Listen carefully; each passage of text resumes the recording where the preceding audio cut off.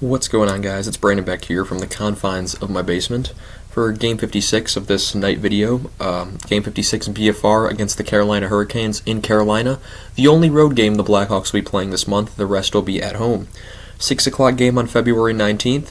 Carolina wins 6-3. Their win streak ends at 1.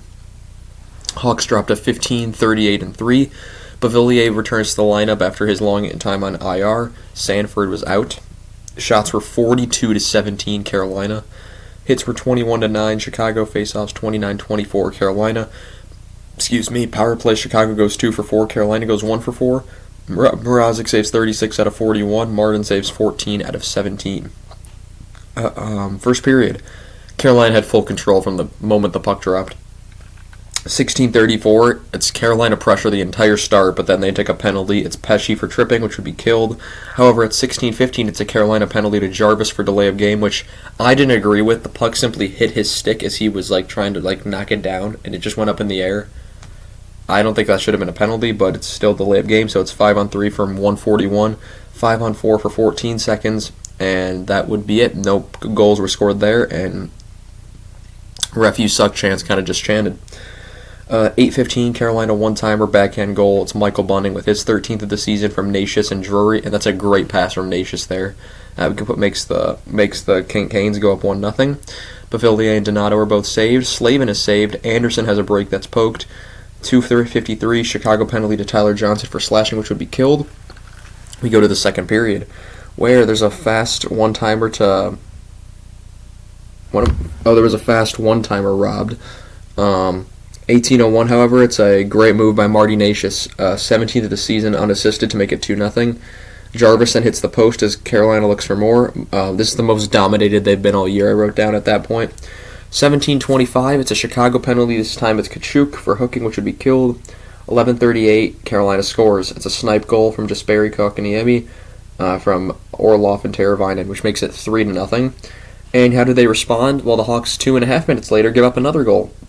This time it's Sebastian Aho with his 20th of the season from Svechnikov and Foss to make it 4-0. And then at 4:37, the Hawks finally get on the board. Beautiful backhander by Nick Foligno. His 13th of the season from yours truly, Connor Bedard, makes it 4-1. He is not gone a game without a point since we've come back from his injury.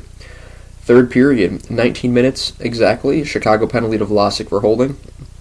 Blackwell shorthanded is denied. Svechnikov missed an open net, but at 17:26, it's a Carolina power play rebound goal. Brent Burns, the veteran defenseman of almost 1,400 games now. I remember when he broke out with San Jose, but that's his 9th of the season from Aho and Jarvis, which makes it 5-1.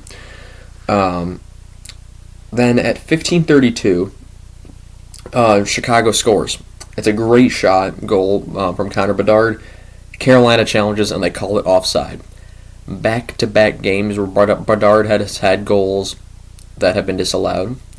And his third time now this season, so he really should have 20 goals instead of 17. Of course, it was obviously offside, but still, it sucks. It just really sucks.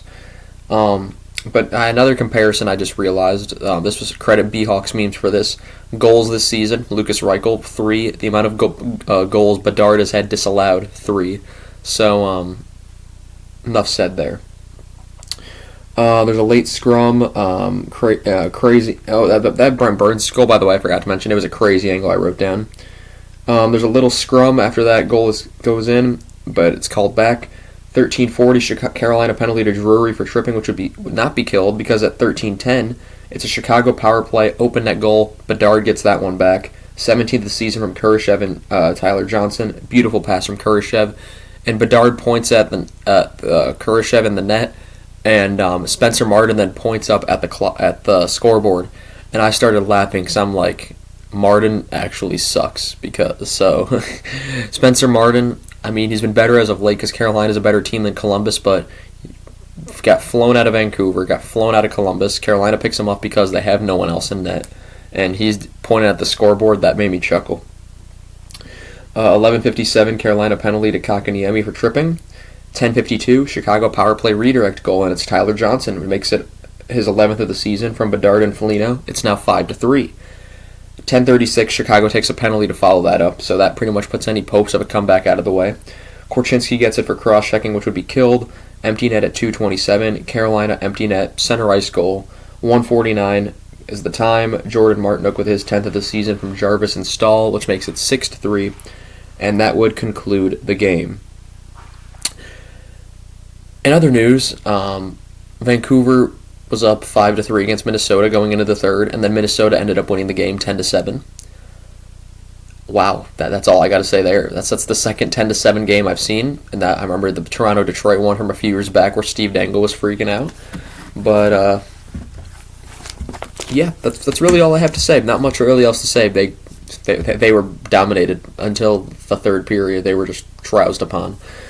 But yeah, that's going to be all I have for you guys on this one. Next game will be a nationally televised game on TNT. That'll be at 6:30, I believe, against the Flyers. That'll be at home, so we'll see how that goes.